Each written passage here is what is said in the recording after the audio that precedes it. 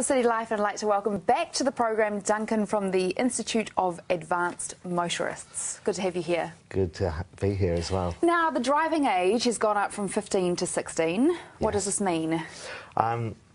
Well, it means a number of things. Hopefully, the biggest factor, the biggest difference that it would mean is that the death rate and the accident rate for 15-year-olds is going to go down because they're not going to be driving.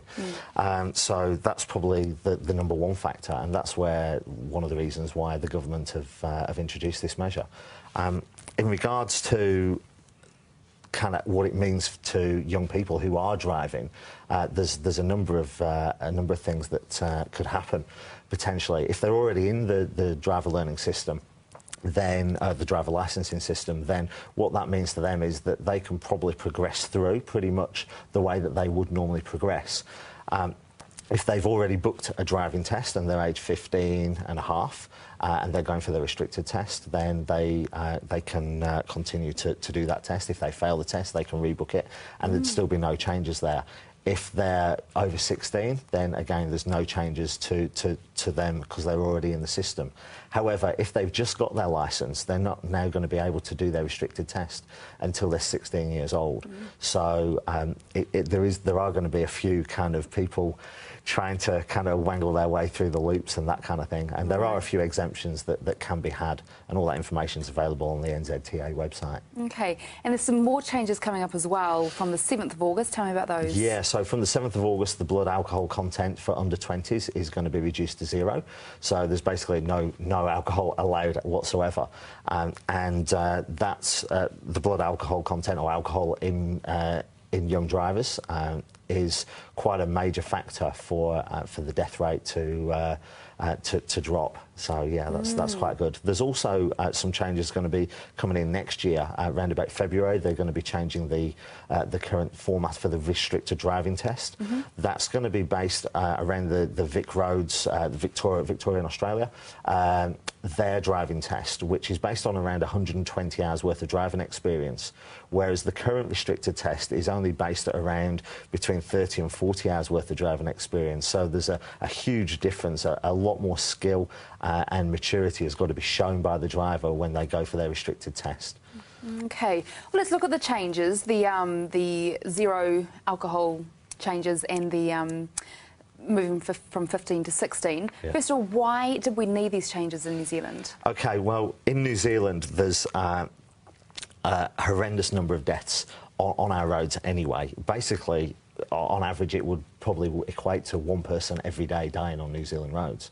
Under the age of 20? No, in general, okay, right across the board. Now, when it comes down to young people, the government are working, have done a lot of research, a lot of study, a lot of statistical data has been sought from around the world and from New Zealand, and they are basing their increase on working that they think that there will be 4 less deaths of 15-year-olds on our roads, approximately 25 less serious injuries and 148 less minor injuries on our roads.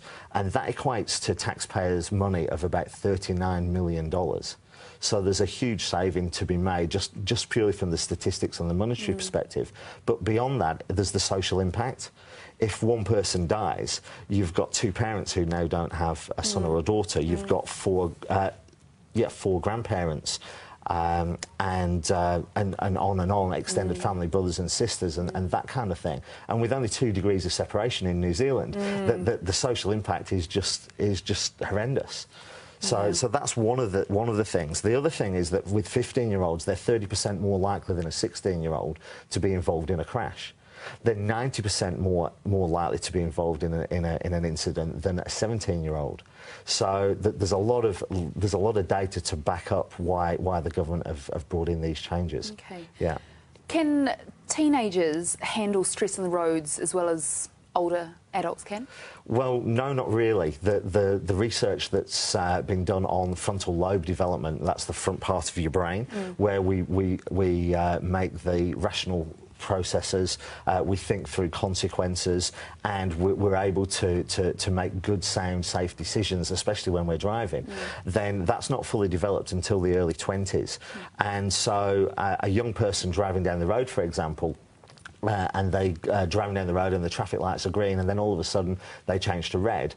With just that going on, they're able to kind of make the decision and say, yeah, OK, I've got to stop, or I'm going to go, I'm going to try and go through. But then when you add in, for example, a car that's already in the intersection coming towards you that's wanting to turn right, and you look in your mirror and you see a big truck behind you, a big log truck, and it's wet, then you've got multiple factors going on, and so the stress that's involved there often leads young people to make a bad call. Yeah, all right. Now I just want to talk about some safety things on the road, because I have come across something just yesterday when I was driving home, and I pulled into the driveway and someone pulled up, and they got out of their car and they sort of said, oh, I just want to let you know that your brake lights are out, because I've got 3 brake lights and apparently 2 of the brake lights are out, and I would have had no idea.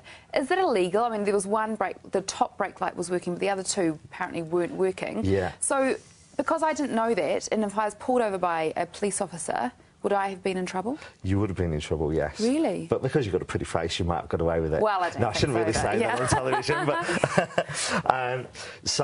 yeah, the warrant of fitness requirement is that you have all your brake lights working. So if you don't know that, well, then that's your fault, basically. Yeah. One of the things that we recommend in the Institute of Advanced Motorists is a pre-drive inspection. Every time you go out in your car, you do a walk-around inspection, you check that everything's functioning. But you can't check your brakes. Well, why not? Because you'd have to have someone to help you. Well, OK, so you get somebody to help you, or do you have a garage at home? Yeah. Yeah, so you can back up to your garage and look for the reflection. Oh, good point. Yeah. All right, Duncan, always good to have you on the program, and good points. Now, how can people find out more from the Institute of Advanced Motorists? OK, well, the easiest way is to go to the website, which is nz-iam.org.nz, and that'll get them there, yeah. Great. Really good to have you on the program. Thanks very much. OK, here's Jeff Morton.